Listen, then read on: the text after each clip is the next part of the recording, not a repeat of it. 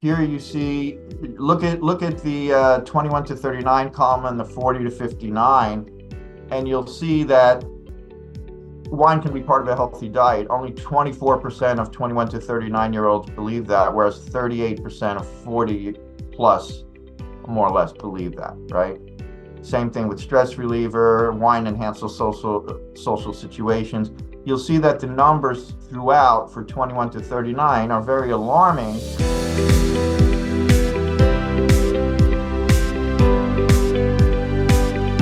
Let me kickstart, Gino. So thank you so much for coming and attending the show. I've always been a fan of you. I've seen how much passion you have in the industry, and how you've grown. We know each other for many years, and it's amazing to see how your agency has led to become one of the leading, if not the leading PR agency and marketing agency in the US market. So congratulations and thank you for Thank you. bringing We've that. watched each other grow over the years, right? With your events and your platforms. Appreciate it. So I think I wanted my subject just for everyone to know was for Gino, that how do you get press attention? But he said, Sid, I think I've got something interesting to chat here. How about we chat about this whole subject of what can our industry do to fight back this anti-alcoholism sort of lobbyist, or advertisers or whatever you want to call it, right? So let's kickstart the conversation.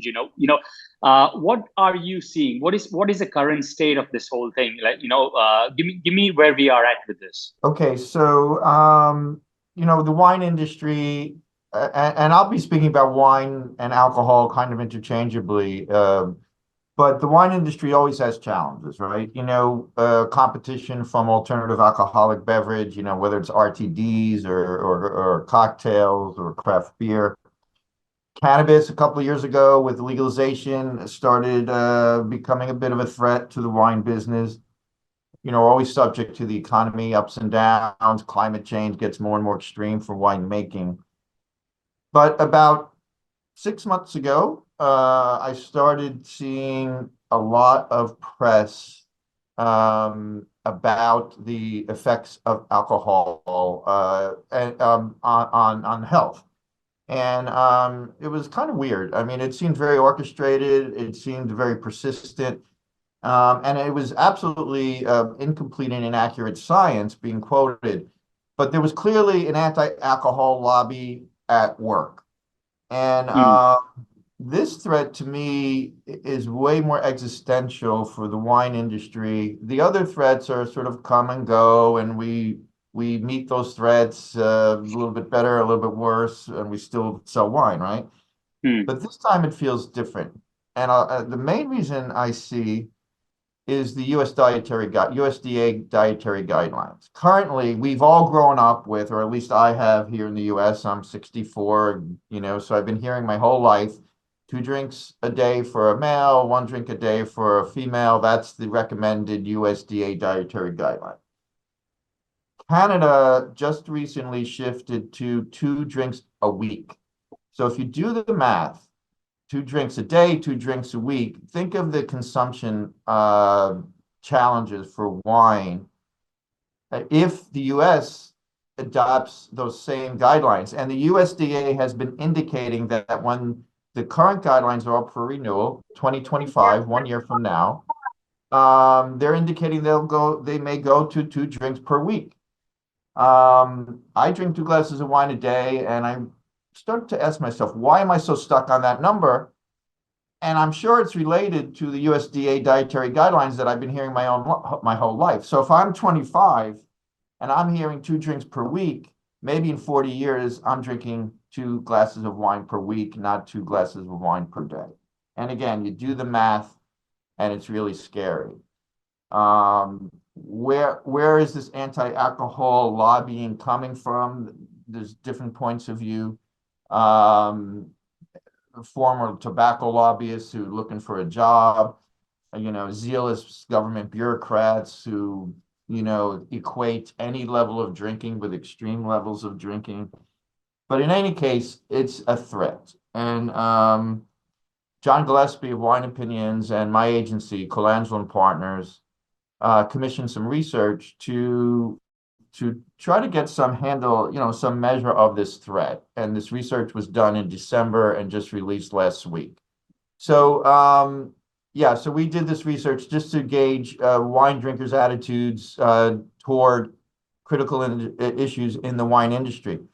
It's really important to note that we only surveyed people who already drink wine. So the numbers I'm going to present are for wine drinkers. If we surveyed a general sampling of the population, drinkers, non-drinkers, these numbers would look a lot worse. But I will tell you, even sampling only wine drinkers, and we sampled over 2,000 people, the data is a little scary. And this idea of like no safe limit that the World Health Organization is pushing is catching on in the press, and it's scary for the industry. So we did also survey for attributes of wine.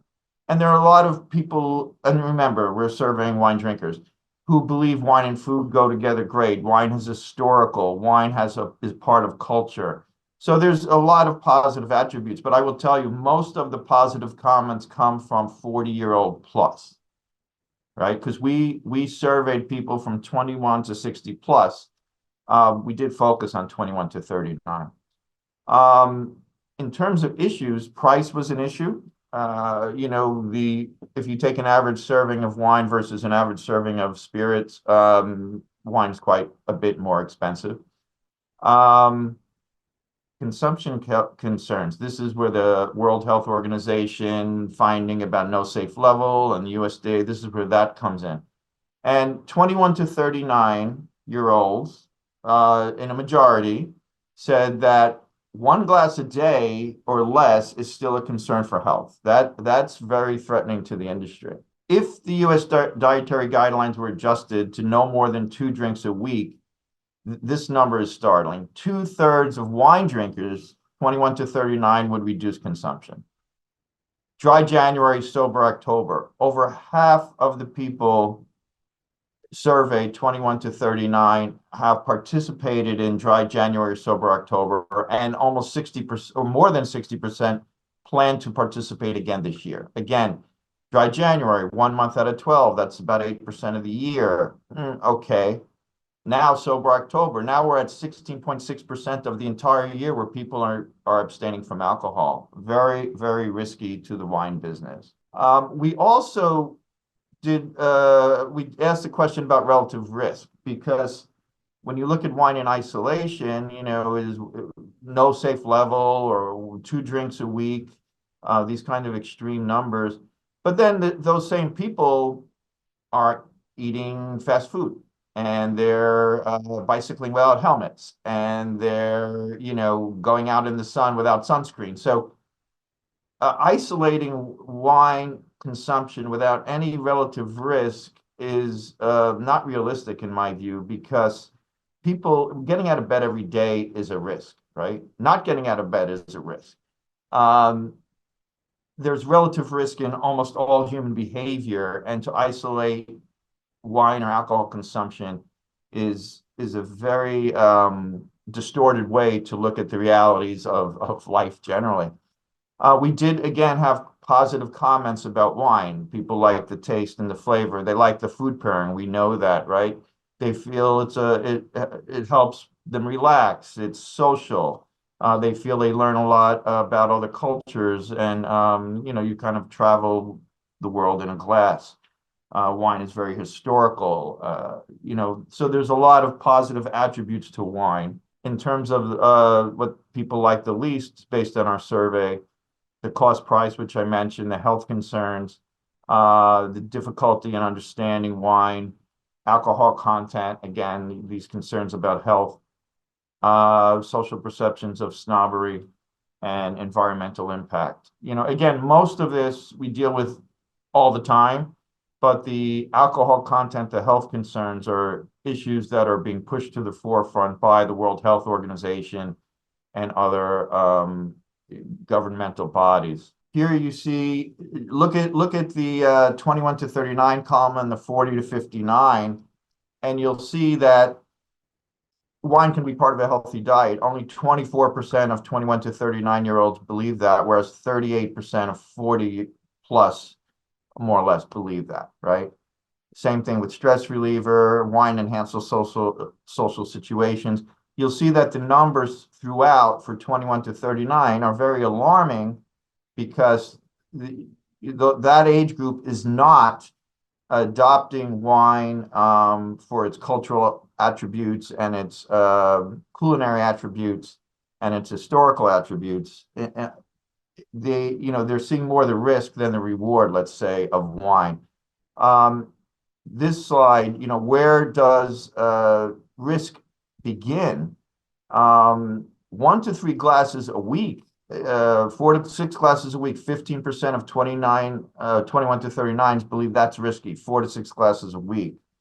These are alarming numbers because they suggest that young people are receptive to that information being put out by the anti-alcohol lobbyists about consumption.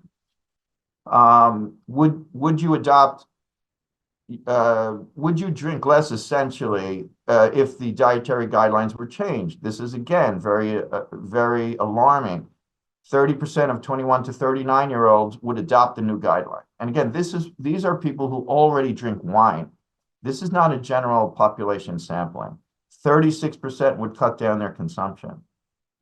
The older demographics would not necessarily change their behavior based on new dietary guidelines, but as we all know, the 25-year-old is a customer for the next 40 years. The 64-year-old maybe is a customer for the next 10 or 15 years, depending on how fortunate we are, right? These numbers are astounding to me. So the darker bar is people who participated in either dry January or sober October in 2023, 57% of 21 to 39-year-olds, and those who intend to in 2024, 64%. Again, just really overwhelming numbers of people who are abstaining from alcohol 1 to 2 months of a year and equating that to health, which there's really no science that equates complete abstinence to better health outcomes. And this slide is about the health risk behaviors. If you ride a motorcycle, do you swim in the ocean? Do you ride a bicycle on city streets? So again, the relative risk idea. So and the biggest one here, which we didn't survey, is marijuana. So marijuana sales spiked during dry January. There hasn't been a lot of research about the long-term health effects of marijuana because frankly, legalization has just happened over the last couple of years. But if people equate marijuana with health and a glass of wine with, bad for your health, to me, that's a very, very risky proposition for the wine business. That's a really brief summary of a much more comprehensive research deck. So we'd be happy to share the complete research with anybody who wants it. There's an email up here if you care to note it. And if you just email Leah, she will send you the complete research deck that we issued last week. The next question, Sid, is, what can we do about it, or what is being done about this threat to the wine industry?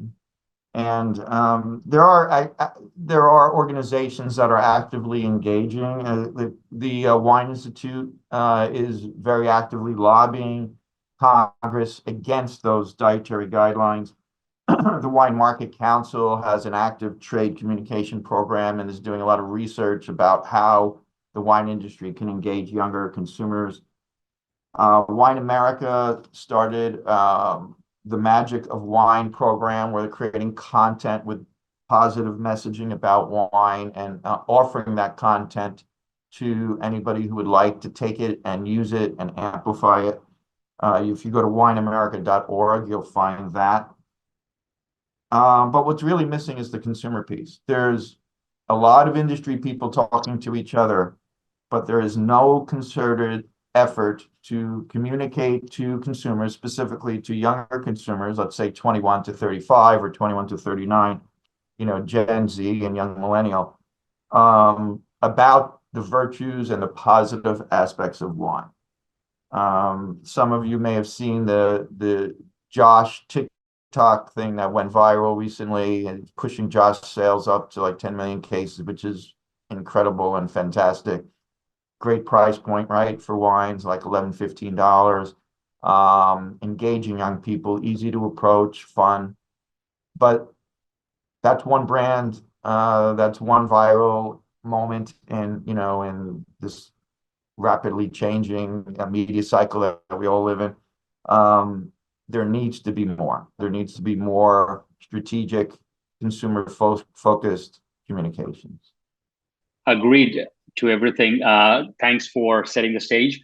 For sure, I think I was just on a podcast yesterday with one of the bartender who has a good following, and I was sort of asking the same thing, and we were chatting about our opinions on that as well, right? So I'll just say my take on this. Is I think yes, we should be concerned, but this is this is sort of a non-alcoholism has become cool a little bit, instead of uncool. So now, okay, you don't drink alcohol and you're sitting in a gathering, that's cool, okay, respect.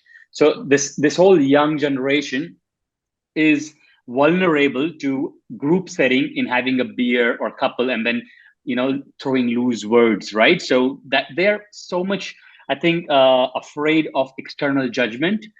So that is also one of the reasons I think that you don't see so much of alcohol consumption in the on trade. That's what we were chatting about, where they just want to make sure they are so uptight and clean, and every word that comes out of their mouth is watchful. Whereas as you say, like the age group, that is a great data. So I think that let's narrow the issue. The issue is the young people, like 21 to 30. Why are they into this? And I think the reason is because that is cool. Second is health awareness is so high right now in that group, because of COVID plus fitness and all that other stuff. And there is no denying to the fact that 4 beers will make you unhealthy versus 1 beer, or let's say 1 glass of wine versus 4 wine, but moderation is always good, right? So health is one reason, but the story here, what the summary and the punchline is, this is a timely issue. This 21 to 30 is eventually after 15 years, the biggest age group will be 30 to 40. People are having less kids. People are just, we are moving into more aged group eventually. And your data itself suggested that that age group respects a glass of wine and is okay to drink a glass of wine. And everyone in this who are about, and one more question I would love to add as a humor is, do you have kids or not? And then completely different survey would come out, right? So they are solo, they're into their thing, versus you have a different aspect of life, is a very different thing, and they're going into that phase. World population right now, majority is 21 to 30, but I think after 15 years or 10 years, we're going to see 30 to 40. But now coming back to the problem on hand, like, okay, yeah, understood, right? Like, how do we tackle this for the next 10 years, let's say, if we nail it down to that? My take is to really, convince the bartenders, the sommeliers, the bottle shop owners, the advertisements, which sort of big guys can help us with. The Gallows of the world have to make wine cool again. There has to be exactly like plays like Josh Sellers, or someone convinced Taylor Swift, for example, to say wine is good. Those kind of things have to come, and we all can do what we can. So I think I want to pause here. I'll come back again on my view, but I do think that this is a timely issue of 10 years. We just have to make sure how we can navigate this. That's my take on this.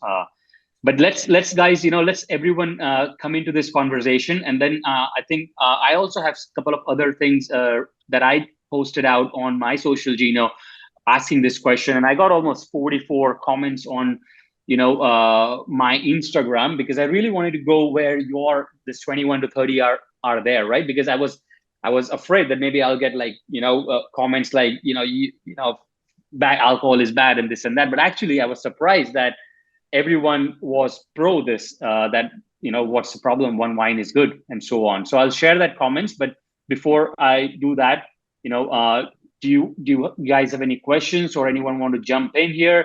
Feel free to open your mic and video, and then we can just have your view as well as a part of this conversation, guys. Thank you so much for organizing this. It's certainly been something that I've been thinking about for more than a year, when a lot of the abstinence groups on Facebook started popping up more than a year ago, where you were seeing tech companies with 20 people on the board who are somehow have the money and funding that they're creating these anti-alcohol or abstinence or moderation groups. And then you look into it and I said, yeah, it's because the tech business is behind this now too, because they want to pump apps into the community and make money. And when you look at how they're navigating this and their strategies, is they're creating Facebook groups that are cloaked in the idea of being, an actual group of consumers that are banding together, and they make their posts look completely, native and natural, and they're, hiding what the true intentions are. And so what I've been thinking about is, what can we do as an industry from a messaging standpoint to combat all of this? So the last thing I wanted to say is, so I've been thinking is like, what can we do? I sent a message to John Trinidad, who's one of the attorneys, well known in the wine business and knows social well. I haven't heard back from him because I think he's out of the office. But I've read the Magic campaign that they put out, and I think that's all well and good. But I think this is a situation where we as an industry have to get a little more scrappy, and it's not something that we're used to. Everybody thinks, our whole lives of marketing has been about putting out bottle shots and pretty vineyard shots and scores, and isn't life great? And everybody's scared to talk about health. And I know there are also legal issues of things we can't talk about health wise, but there's got to be things that we can say or we can share. And I'm just wondering why is it that hasn't been discussed yet, and everybody's still focusing on, let's just focus on the magic and not let's play in the sandbox where everybody's playing, and let's play by their rules. And if they're going after wine in a negative way, why don't we have a nonprofit that can communicate the messages that the brands cannot, if there's things we legally can't say, and get the right message out there in the same environment to combat this other misinformation that's out there? Truly, sir. I think Gino, one thing which I have here. Yesterday, I saw this post on Wall Street Journal or New York Times where this non-alcoholic beer were growing. I think Arctic Brewing or something, right? If everyone can recall that. So I was literally going to reshare and chat and share this, but I was afraid, to be honest, on what would come back, which is, why are we allowing this word non-alcoholic, whereas the definition of beer itself needs to have an alcohol? So you can't use non-alcoholic beer. If you just start stopping that word, I think that is a big, my suggestion would be like, why don't you call it beverage? Like, you can tomorrow call Coke as well, non-alcoholic, whatever, whiskey, but why don't we just stop using non-alcoholic word? That's over to you.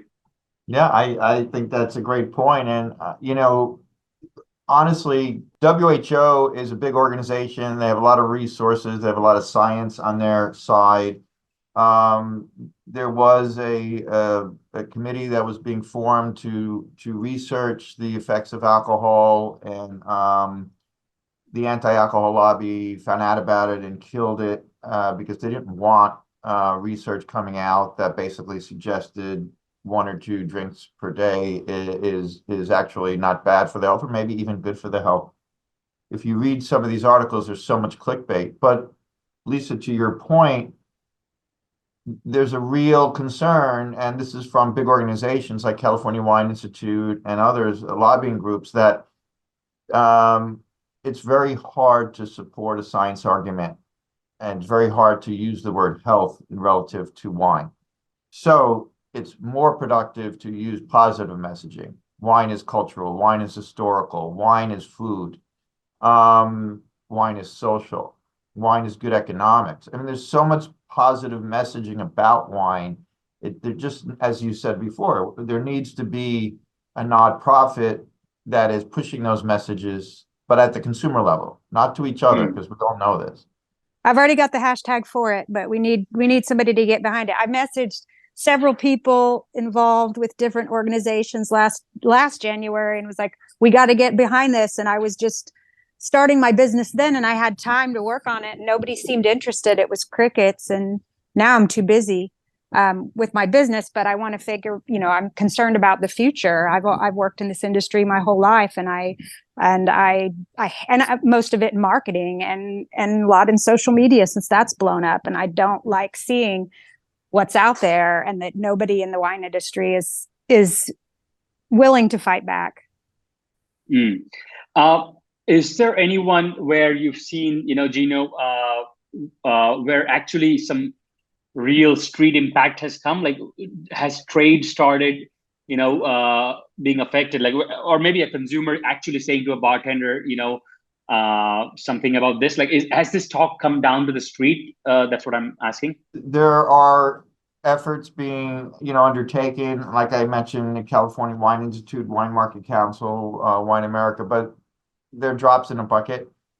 A few years ago, some very notable people in the wine industry tried to organize very big wine companies to contribute to create an association to advocate for wine, to lobby the government for money to advocate for wine. That effort failed. That was 3 years ago.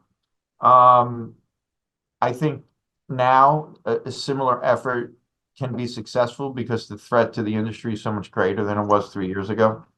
So I personally have been exploring the idea of creating a wine advocacy association that's primary goal would be to institute consumer campaigns, primarily targeted to 21 to 35-year-olds. So I'm hoping to be able to get that off the ground at some point in the first half of this year, but it's a delicate thing because you talk to Gallo and then you talk to Constellation, you talk to Southern Glazers and then you talk to Republic, and everybody has to get on board. This cannot be an either or. It has to be all hands on deck. Retailers, restaurant groups, distributors, producers, trade groups, bottle makers, cork manufacturers. This has got to be an industry-wide effort.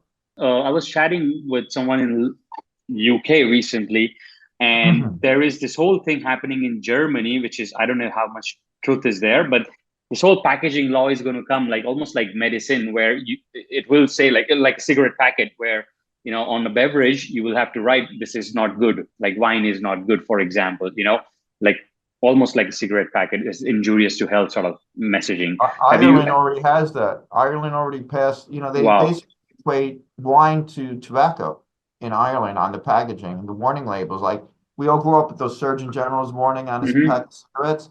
In Ireland, they're putting that on wine bottles now. That's, just another example of the threat. And I mentioned before, Canada, 2 drinks per week. I mean, where that comes, that's not science-based. That is anti-alcohol lobbyist based. So I think let's go a little practical here on what can we do, right? So I think I also chatted with let me give you one perfect example here. Ankita in our team was an amazing alcohol, company, and now she's become a non-alcoholic drinker. So this is a perfect example here, but for other reasons. But I did ask her and a few other people, almost 20 other people, on how can we bring you back? How can I make you drink a beer or something, right? So here are some things. I might prefer drinking in small quantity initially. I might like something that has herbs or fruit flavors, nice story or a nice package, a nice slogan pushes me. Clearly, if the bottle says how much calories or alcohol I might be drinking, how much exactly it's going to affect my sort of, calories and so on. I may, fancy cocktails with really low alcohol might work. If a bartender makes a suggestion why I should drink it based on my preference, I may give it a try. A separate menu for drinkers like me, non-alcoholic drinkers, which may start showing low alcohol drinks, some signature no alcohol, low alcohol, and then maybe I may try the third drink as a cocktail with alcohol. But yeah, let's go more on what can we do. So this is what some of the things that bartenders or we can do in the signage, I think, in the packaging, in portraying some information in marketing, in the trade, all this point of sale materials that I see, at the shelf talkers at all levels. If we start communicating clearly, the transparency of this, maybe that can be a start. What do you think, Gino? Yeah, ingredient labeling just was instituted in Europe, and I think it's a good thing. And I think the U.S. wine industry should embrace it also, because, if you look at ingredients, frankly, on non-alcoholic wine, and not to disparage anybody's choices, but non-alcoholic wine is a lot worse for the environment because of the energy it takes to dealcoholize. There's a lot more chemicals in it. So if you look into what you're drinking, if on non-alcoholic, it's a lot less natural, so to speak, than a glass of wine, because dealcoholizing the wine is a process that takes a lot of chemicals and takes a lot of energy. But that's not, obviously, people who are making non-alcoholic wine are not communicating that. So yes, we need to really inform the public. We're pushing moderation and responsibility. Nobody is suggesting, unlimited drinking. That's not the message. But ingredient labeling would be a good thing. The other thing is people think wine has a lot more calories than it actually does relative to other drinks. So I think lobbying is for sure one thing, but then how are you going to fund it? How is it going to happen until and unless you don't have gallows of the world participate, right? So have you got any ideas on No, I think the gallows of the world will you do have financially? to. Yeah, the Gallows of the world, the Southern Glazers of the world, they all have to support it, and they all have a stake in it. So I think having an agnostic body that, no, I'm just saying that there needs to be a centralizing force that can solicit funding from all parts of the industry without conflict. What about tax structure? To be honest, 7 to 8 to 9% is a complete different dialogue than 14% alcohol wine, or maybe 9%, as long as it tastes like the 14%. What about if there was a tax structure around 10% wines? Like UK is thinking about it, and I think they may have already done it, right? There's a lot of challenge. Tax law is a big issue too. In Oregon, they're looking to raise the taxes on alcohol like astronomically. Meanwhile, they have, people dying in the streets of fentanyl overdoses, but they, they're attacking alcohol. But yes, tax policy can affect consumption, usually in a negative way, right? Alcohol is looked at as a cash cow for governments, just like cigarettes used to be. So there's one question which continues the dialogue of labeling. So how we discussed about making it more transparent and putting an ingredient, there's a question that is, how would you define ingredients? Do you mean nutritional statements, or do you mean ingredients or processing agents? So they really want to know that how to put it on the label. I can't say that I'm an expert in ingredient labeling, but my understanding is that all the ingredients in wine, in Europe, what they're doing is they're having base ingredients, and then there's a QR code, because obviously every vintage the wine changes, right? So the wine companies are allowed to put a QR code that leads the consumer to a website that lists all the ingredients used to make that wine. I wanted to ask get your reaction about this idea. So there's this notion of the biophilia or the biophilia hypothesis, which is that being connected with nature improves your life or your well-being or your happiness. Being deprived from nature, like if you're in a cubicle and you can't see outside all day, that makes you less happy, your life is worse, essentially. I'm curious about this idea of biophilia in terms of the marketing messaging, especially with some of the challenges with younger consumers. So, to your kind of building on your comment earlier about, more kind of effective appeals tend to be, in terms of emotions, tend to be more impactful than, trying to make the argument based on well-being. One, idea is that wine offers something different than other categories of alcohol and a lot of other foods as well, which is this notion of an association with place, or terroir. And although that's often communicated in a little bit more of a complex way, where a lot of luxury brands, they differentiate their brand predicated upon my wine's better because it's from Napa or, wherever. That might be a little more difficult for newer consumers, prospective consumers to translate. But I've also started to notice this trend in wine, marketing videos and things where they have these beautiful drone shots, of the vineyard and that type of, not a lot of words, but a lot of, kind of emotionally evocative content.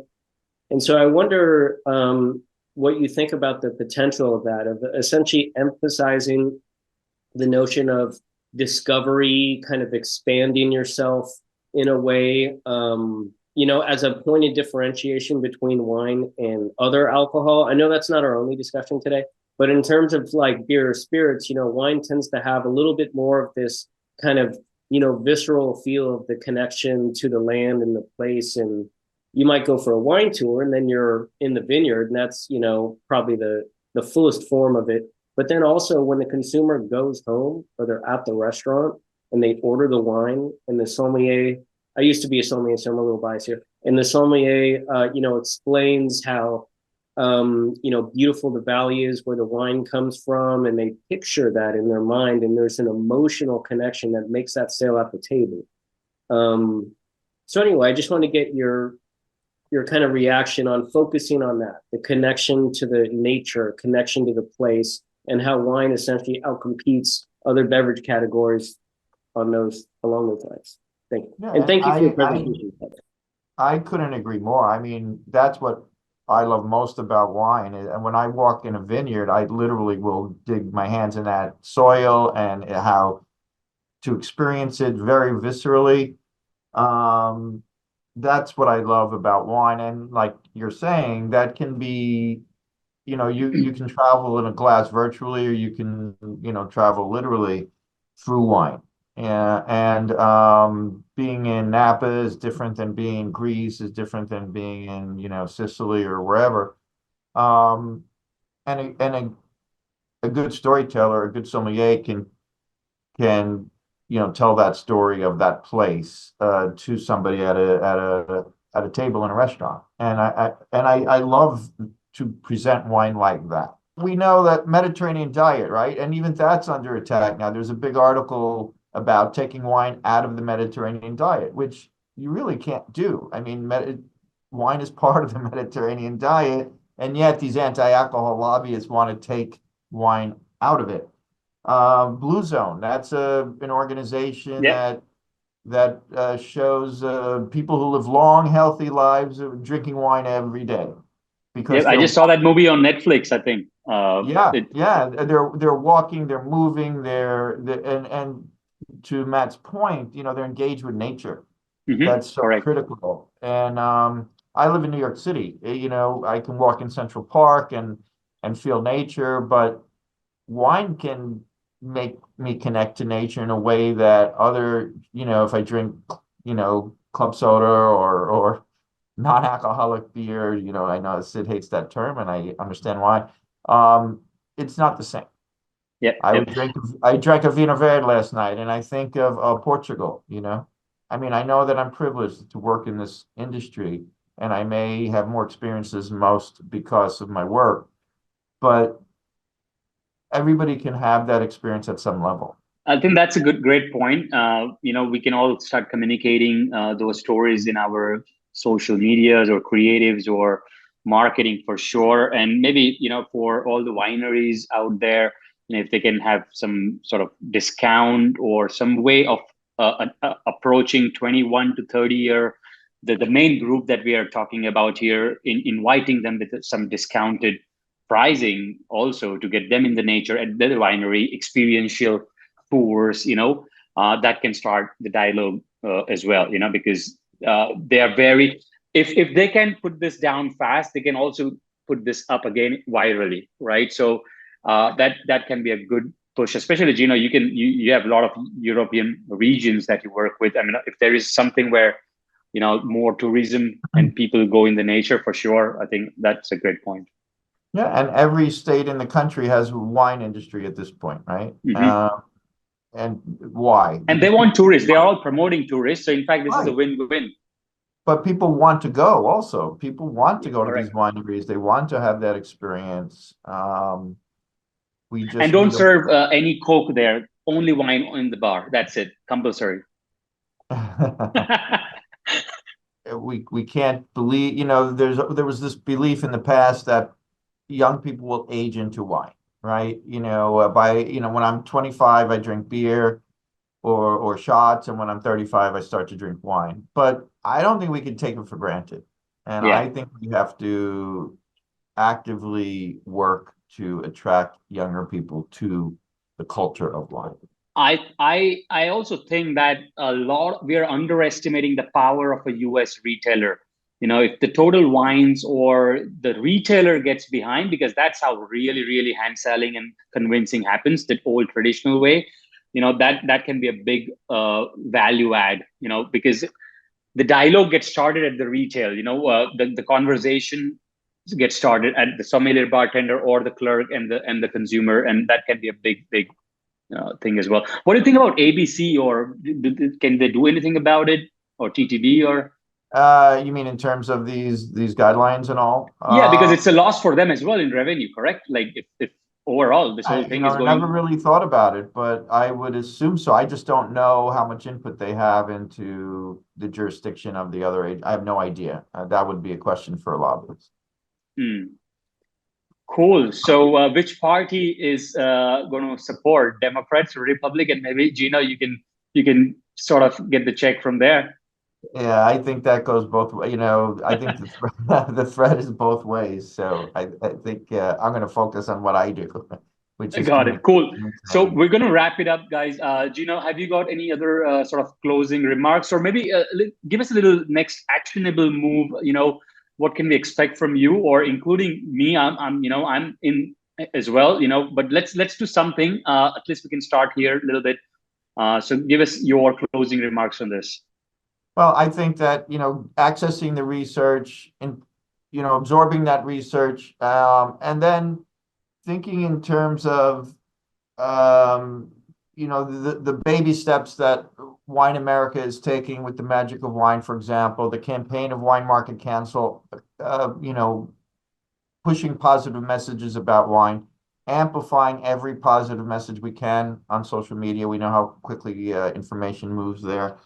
And not being silent, in the face of, well, I don't drink anymore. Well, why not? Oh, well, it's not my lifestyle. Well, really, I push people to give me real specific answers, rather than, to force people to look at how they're interpreting information and jumping on trends. We live in this all or nothing world in the United States, and the idea of moderation and balance is not something that is part of the American character, it seems. So, but like I said, we have many regional campaigns where we push the beauty of wine and the aspirations of wine, but it needs to be a more concerted, all hands on deck effort.